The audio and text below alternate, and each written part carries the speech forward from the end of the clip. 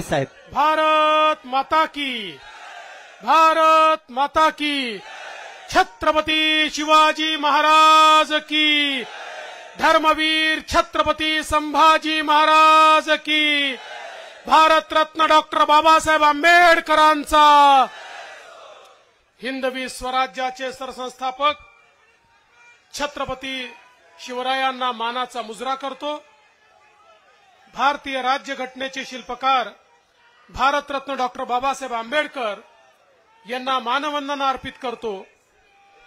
आज ज्यांचा फॉर्म भरण्याकरता आपण सगळे एकत्रित आलो, असे आपल्या नांदेड जिल्ह्याचे लोकप्रिय खासदार आणि तुमच्या सगळ्यांच्या आशीर्वादाने पुन्हा एकदा मोदी साहेबांसोबत लोकसभेमध्ये जे निवडून जाणार आहेत ते आपले प्रताप पाटील चिखलीकरजी, भाजपचे अध्यक्ष चंद्रशेखर बावनकुळेजी, ज्यांच्यामुळे भारतीय जनता पक्षाची ताकद नांदेडमध्ये, मराठवाड्यामध्ये आणि संपूर्ण महाराष्ट्रामध्ये वाढली. ते महाराष्ट्राचे माजी मुख्यमंत्री आणि राज्यसभेचे खासदार अशोकरावजी चव्हाण साहेब, मंचावर उपस्थित डॉक्टर भागवत कराडजी, अतुल सावेजी, सुधाकर शिंगारेजी, सुधाकरराव शिंगारे जे आपले लातूरचे उमेदवार आहेत, खासदार अजित गोपछडेजी, आपले आमदार तुषार राठोड, राजेश पवार, बालाजी कल्याणकर, राम पाटील रातोळीकर, माजी मंत्री सूर्यकांताताई पाटील, माजी खासदार भास्करराव पाटील खतगावकर, अमरनाथजी राजूरकर, माधवराव किनाळकर, ओमप्रकाश पोखरणा, अविनाशजी घाटे, सुभाषजी साबणे, संजयजी कोडगे, संतुकरावजी हंबर्डे, किशोरजी देशमुख, आनंदरावजी बोंडारकर, दिलीपजी कंदकुर्ते, विशंभर पवार, गोविंदराव पाटील, सुरेश अमूल्यकर, मंचावर उपस्थित सर्व मान्यवर आणि उपस्थित सर्व माझ्या भगिनी आणि बंधूंनो, आज अतिशय आनंदाची गोष्ट आहे की आपले लाडके उमेदवार प्रताप पाटील चिखलीकर यांचा उमेदवारी अर्ज आपण भरलाय आणि जेवढ्या मोठ्या संख्येनं तुम्ही या ठिकाणी एकत्रित आहात, आता माझ्या मनामध्ये कुठलीही शंका नाही, एक अभूतपूर्व विजय नांदेडमध्ये आपल्याला मिळणार आहे. खरं म्हणजे नांदेडमध्ये 2019 साली, अरे हो तुम्ही सोबत आहे, माझ्या लक्षात आलं. आता मी किती आगे बढू, पडून जाईल समोर झालं तर. शांत बसा, आता बोलू द्या. आगे बढो करता करता खालीच पडायचो मी. 2019 साली प्रताप पाटील चिखलीकर या ठिकाणून खासदार म्हणून निवडून आले. त्यावेळी माननीय अशोकराव चव्हाण यांच्यासारखा एक अतिशय तुल्यबळ नेता समोर होता. आम्हाला चिंता होती, कारण शेवटी या नांदेड जिल्ह्यामध्ये अशोकरावांचा एक प्रस्ताव आहे, मराठवाड्यातला प्रस्ताव आहे. पण त्यावेळी देखील जनतेनं मोदीजींवर विश्वास दाखवला आणि प्रताप पाटलांच्या माध्यमातून मोदीजींना मतदान केलं. आम्ही अनेक दिवसापासून प्रयत्न करत होतो की अशोकरावांसारखा एक नेता आपल्यासोबत आला पाहिजे. अशोकरावांचं आणि आमचं अनेक वर्षाची आमची त्या ठिकाणी संबंध आहेत. वेगवेगळ्या पक्षात राहिलो, अनेक वेळा टीका केली, पण एक गोष्ट मला या ठिकाणी प्रामाणिकपणे सांगितली पाहिजे. ज्यावेळी मी समृद्धी महामार्गाची संकल्पना मांडली, अनेक काँग्रेसचे नेते, त्यावेळच्या राष्ट्रवादीचे नेते हे माझ्यावर टीका करायचे, उद्धव ठाकरेजी सोबत असून टीका करायचे, हा रस्ता होऊ शकत नाही, याची आवश्यकता नाही. पण त्याही वेळी काँग्रेसमध्ये असून देखील अशोकराव चव्हाणांनी सांगितलं समृद्धी महामार्गासारखा महामार्ग झाला पाहिजे, यांनी विदर्भ आणि मराठवाड्याचा विकास होईल. आणि महामार्ग होत असताना मध्यंतरीच्या काळात जेव्हा सरकार आलं त्यावेळी हा महामार्ग नांदेडशी जुडला पाहिजे ही संकल्पना देखील अशोकरावांनी मांडली. सरकार गेलं पण आम्ही ती संकल्पना उचलून धरली आणि आज ते देखील सोबत आहेत आणि नांदेडला देखील आपण समृद्धी महामार्गाशी आज जोडतो. मला या गोष्टीचा आनंद आहे की ज्यांना राजकारणापेक्षा विकास महत्वाचा वाटतो असे अशोकराव चव्हाण आता सोबत आले आहेत. त्यामुळे प्रताप पाटील तुम्हाला आता बूस्टर डोस मिळालेला आहे. मागच्या वेळेस 43% मतं मिळाले होते, आता 50%च्या पार तर आपण जाणारच आहोत. किती पार जाणार आहोत या सगळ्यांनी मिळून ठरवायचं आहे. कारण आता आपली वज्रमूठ एकत्रित झालेली आहे, सगळ्या ताकदी एकसाथ आल्या आहेत, सगळ्या शक्ती संघटित झाल्या आहेत आणि मोदी साहेबांसारखं नेतृत्व आहे. आणि हेही खरं आहे. अशोकरावांची ज्यावेळेस माझी चर्चा झाली मी अशोकरावांना म्हणालो, अशोकराव देशामध्ये ज्याला ज्याला परिवर्तन घडवायचं आहे, ज्याला ज्याला जनसामान्यांच्या जीवनामध्ये सकारात्मकता आणायची आहे त्याला मोदीजींसोबत आलं पाहिजे. कारण इतर कुठल्याही पक्षात राहून हे करता येणं शक्य नाही. आणि त्यांनी ते मान्य केलं, विनाअट मान्य केलं. ते असं म्हणाले, मला तुम्ही काही दिलं नाही तरी चालेल, मी मोदीजींच्या नेतृत्वात काम करण्याकरता तयार आहे. केवळ मी सोबत आलो तर मराठवाड्याच्या विकासामध्ये मला पूर्ण मदत करा, पूर्ण योगदान द्या. मी सांगितलं आपण काळजी करू नका, आम्ही मागास भागातून येतो, विदर्भ आणि मराठवाड्याचं दुःख सारखं आहे आणि त्यामुळे आमचाही अजेंडा विदर्भ आणि मराठवाड्याच्या विकासाचा अजेंडा आहे. मागच्या काळामध्ये या मराठवाड्यामध्ये पाणी आलं पाहिजे, या मराठवाड्याला दुष्काळातून मुक्ती मिळाली पाहिजे, याकरता अनेक निर्णय आम्ही घेतले आणि त्याही काळात अशोकरावांसोबत बसून जे वाहून जाणारं पाणी मराठवाड्यातलं आहे ते आपल्याला कसं थांबवता येईल, त्याचं जास्त युटिलायझेशन कसं करता येईल हा प्रयत्न आम्ही केला. प्रताप पाटलांच्या नेतृत्वामध्ये रेल्वेचे प्रश्न असतील, रस्त्यांचे प्रश्न असतील, वेगवेगळे विकासाचे प्रश्न आम्ही हाताळले. आता तर त्यांच्या सोबत एकीकडे आमचे गोपचेडे आहेत आणि दुसरीकडे अशोकरावांसोबत सारखं द्रष्ट नेतृत्व आहे. त्यामुळे मला विश्वास आहे की आता आपल्या विकासाला कोणीही थांबवू शकत नाही. नांदेडचा आणि आपल्या मराठवाड्याचा विकास हा अत्यंत वेगाने येत्या काळात होणार आहे. बंधू भगिनींनो, आज देशामध्ये मोदीजींनी जे करून दाखवलं, जग म्हणताय हा चमत्कार आहे. मोदीजींनी या देशामध्ये गरीब कल्याणाचा अजेंडा राबवला. केवळ 10 वर्षामध्ये 25 कोटी गरिबांना गरिबी रेषेच्या बाहेर काढण्याचं काम हे मोदीजींनी करून दाखवलं. जगातले अर्थशास्त्री म्हणतात हे कसं शक्य झालं. आज जगामध्ये अनेक देशांची जेवढी लोकसंख्या आहे त्याच्या दुप्पट लोक भारतामध्ये गरिबीतनं बाहेर काढण्याचं काम मोदीजींनी केलं. मोदीजींनी हे करत असताना मुठभर लोकांचा विकास नाही केला, जनसामान्यांकरता मोदीजींनी काम केलं. आणि म्हणूनच तुम्ही बघा, मोदीजींमुळे 11 कोटी लोकांच्या घरी शौचालय झालं. 20 कोटी लोक अशी आहेत की ज्यांच्या डोक्यावर छत नव्हतं, आज ते पक्क्या घरामध्ये मोदीजींमुळे राहत आहेत. 75 वर्षाच्या स्वातंत्र्यानंतर 50 कोटी लोक असे होते ज्यांच्या घरामध्ये पिण्याचं पाणी येत नव्हतं. मोदीजींनी या 50 कोटी लोकांच्या घरी स्वच्छ पिण्याचं पाणी पोचवलं, त्यांच्या घरी वीज पोचवली, आमच्या माता भगिनींना गॅसचं सिलेंडर दिलं. आणि एवढंच नाही, 50 कोटी लोकांना मुद्राचं लोन देऊन त्यांना स्वतःच्या पायावर उभं करण्याचं काम मोदीजींनी केलं. आणि याकरता महत्वाचं आहे, या 50 कोटी लोकांमध्ये 31 कोटी महिला आहेत. 31 कोटी महिलांना केवळ 10 वर्षामध्ये आपल्या पायावर उभा करण्याचा विक्रम हा माननीय मोदीजींनी करून दाखवला. कारण मोदीजी नेहमी म्हणतात, भारताला विकसित करायचं असेल तर भारताच्या लोकसंख्येचा 50% हिस्सा म्हणजे महिला आहेत.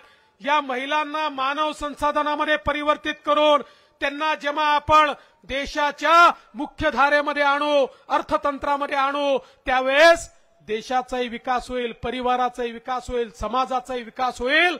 आणि म्हणून हे करून दाखवण्याचं काम माननीय मोदी साहेबांनी केलं. बंधू भगिनींनो, मोदी साहेबांनी पुढच्या काळामध्ये विकसित भारताची गॅरंटी दिली आहे. मोदीजी काय म्हणाले? मोदीजी म्हणाले हे 10 वर्ष तो, ये 10 साल तो केवल ट्रेलर था, असली पिक्चर अभी बाकी है, आने वाले 5 साल असली पिक्चर आपको देखने को मिलेगा. पुढचे 5 वर्ष भारताच्या विकासाचे वर्ष आहेत. दीन दलित, गोरगरीब, आदिवासी, शेतकरी, शेतमजूर, महिला, ओबीसी, अल्पसंख्याक प्रत्येकाच्या जीवनामध्ये सकारात्मक परिवर्तन करण्याकरता पुढचे 5 वर्ष मोदीजी कटिबद्ध आहेत. आज आपण बघा, मोदीजींनी भारताच्या अर्थव्यवस्थेला 11व्या क्रमांकावरनं जगातली 5वी सर्वात मोठी अर्थव्यवस्था बनवलं. 2012 साली एक अहवाल प्रकाशित झाला.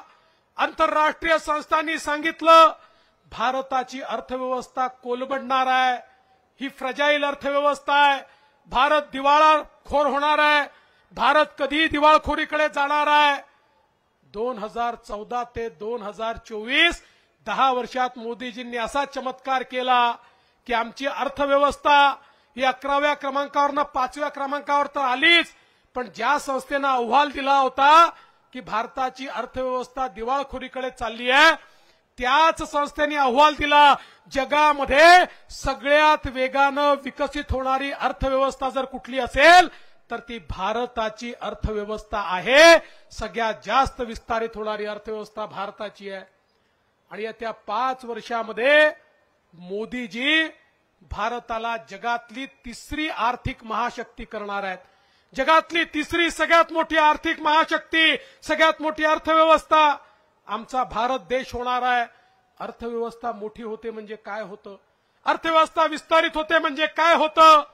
अर्थव्यवस्था विस्तारित होते तर संधी तयार होतात. अर्थव्यवस्था विस्तारित होते, रोजगाराची निर्मिती होते. अर्थव्यवस्था विस्तारित होते, इन्फ्रास्ट्रक्चरचं काम होतं, रस्ते बनतात, पूल बनतात, रेल्वे बनते, एअरपोर्ट बनतात, घरं बनतात, घरोघरी त्या ठिकाणी विकास पोहोचतो. अर्थव्यवस्था जेव्हा मजबूत होते त्यावेळी देशाच्या तिजोरीत पैसा येतो आणि या देशाच्या तिजोरीतला पैसा जनसामान्यांच्या कल्याणाकरता लावता येतो. मोदीजींनी अशी व्यवस्था उभी केली की ज्या व्यवस्थेमध्ये जो तुमचा पैसा आहे तो तुमच्यापर्यंत पोहोचवण्याचं एक माध्यम मोदीजींनी तयार केलं. आणि एक मजबूत भारत जो जगामध्ये एक अतिशय मजबूत म्हणून उभा आहे. आपण बघा, कोविड नंतर, कोरोना नंतर जगातल्या सगळ्या विकसित राष्ट्रांच्या अर्थव्यवस्था कोलमडल्या, पण एकटा भारत आहे जो कोविड नंतर देखील उभा राहिला आणि आपली अर्थव्यवस्था त्यांनी सावरली, कारण मोदीजींसारखं नेतृत्व होतं. खरं म्हणजे आपण विसरलो, पण कोविडचा काळ आठवा. त्या काळामध्ये जर मोदीजींनी वॅक्सिन तयार करून घेतली नसती तर आपल्यापैकी कोणीही या ठिकाणी राहिलं नसतं. आपल्यापैकी कोण जिवंत असतं आणि कोण नसतं हे आज सांगता येणं शक्य नाही. विचार करा, भारतामध्ये वॅक्सिन तयार झाली नसती, आम्ही अमेरिकेपुढे हात पसरून बसलो असतो. अमेरिकेने सांगितलं असतं थांबा, आणि आमच्या लोकांना वॅक्सिन देतो मग तुम्हाला देतो. तुम्हाला आश्चर्य वाटेल, भारतामध्ये 140 कोटी लोकांना ज्यावेळेस आपण वॅक्सिन दिली त्यावेळेस अमेरिकेमध्ये ते केवळ 22 कोटी लोकांना वॅक्सिन देऊ शकले होते.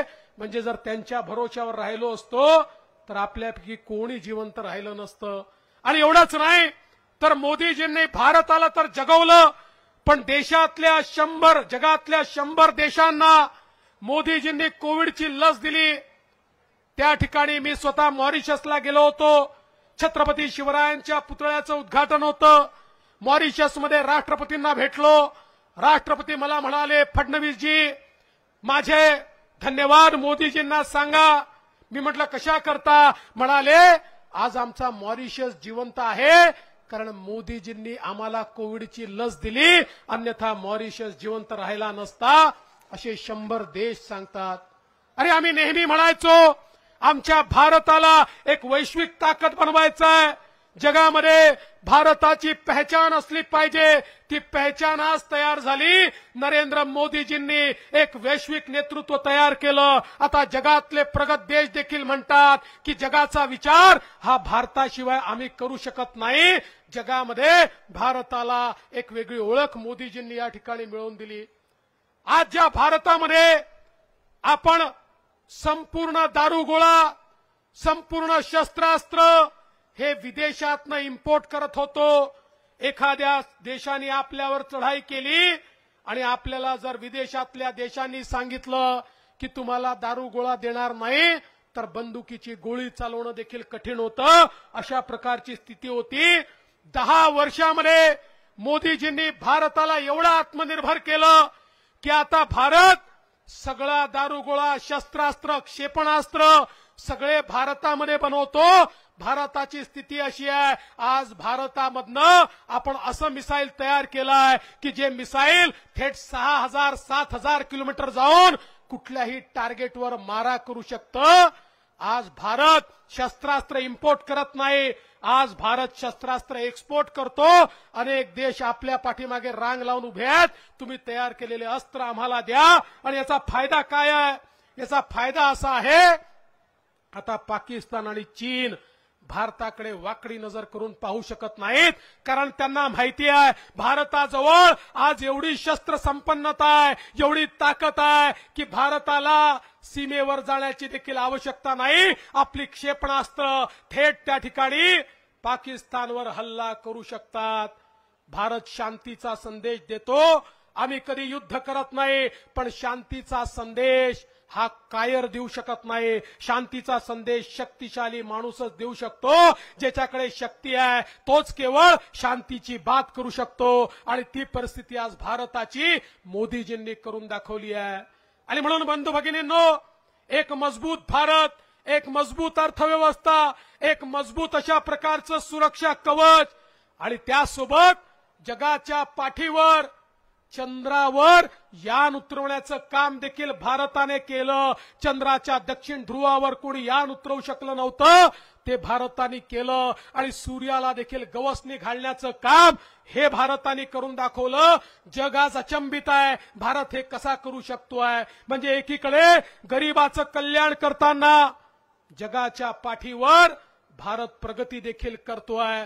आणि आता तर मोदीजींनी या ठिकाणी सूर्यघर सारखी योजना आणली आहे. पहिल्या टप्प्यामध्ये 1 कोटी लोकांच्या घरावर सौर ऊर्जेची उपकरणं बसणार आहेत. हळूहळू सगळ्यांच्याच घरावर बसणार आहेत. आणि ही सौर ऊर्जेची उपकरण बसल्यानंतर प्रत्येकाला 300 मेगावॅट 300 युनिट वीज ही फ्री मिळणार आहे, मोफत मिळणार आहे. मोदीजींनी ठरवलंय सूर्य उपासना करायची, पण त्या सूर्य उपासनेच्या माध्यमातून प्रत्येक गरीबाला मोफत वीज मिळाली पाहिजे. याकरता सूर्यघर सारखी योजना आणून त्या ठिकाणी आपलं विजेचं बिल संपवण्याचं काम येत्या काळामध्ये मोदीजी करणार आहेत. आणि मोदीजींकडूनच प्रेरणा घेऊन आम्ही सौर कृषी वाहिनी योजना या ठिकाणी आणली. येत्या 1.5 ते 2 वर्षामध्ये महाराष्ट्रातल्या प्रत्येक शेतकऱ्याला दिवसा 12 तास वीज ही आम्ही देण्याचा निर्णय त्या ठिकाणी केलेला आहे.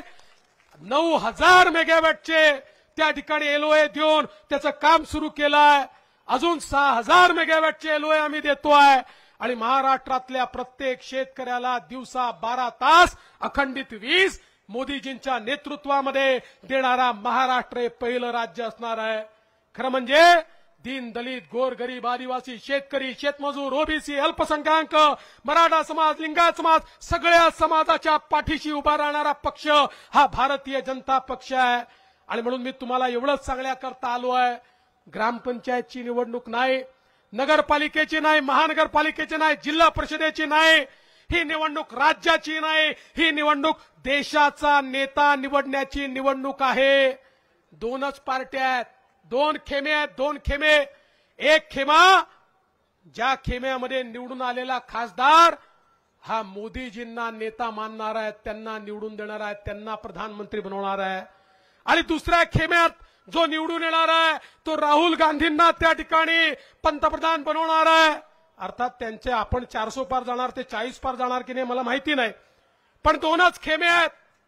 त्यामुळे प्रताप पाटील चिखलीकरांना दिलेलं वोट हे प्रताप पाटलांना वोट नाही आहे, हे मोदीजींना दिलेलं वोट आहे।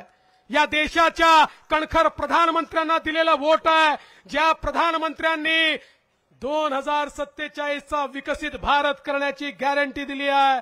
आणि मोदीजींची गॅरंटी म्हणजे गॅरंटीची गॅरंटी आहे। तुमच्या आमच्या जीवनामध्ये एक सकारात्मक परिवर्तन मोदीजींच्या माध्यमातून या ठिकाणी होणार आहे। बंधू भगिनींनो, कमळाचं बटन हे मोदीजींच्या विकासाचं बटन आहे।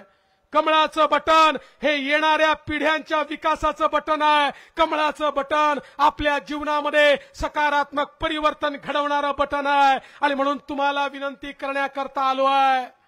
आता या ठिकाणी प्रताप पाटलांच्या कमळाचं बटन आपल्याला दाबायचं आहे। आणि हे दाबत असताना नांदेडवर या ठिकाणी मी नांदेडकरांना विनंती करण्याकरता आलो आहे। हा मंच बघा केवढा भारी मंच आहे। आता हे सगळे नेते या मंचावर आल्यानंतर उरलेले राहिले कोण? कोणीच नाही।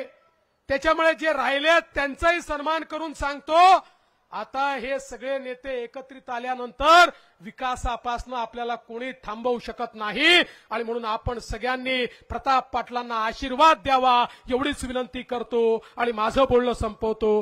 जय हिंद, जय महाराष्ट्र।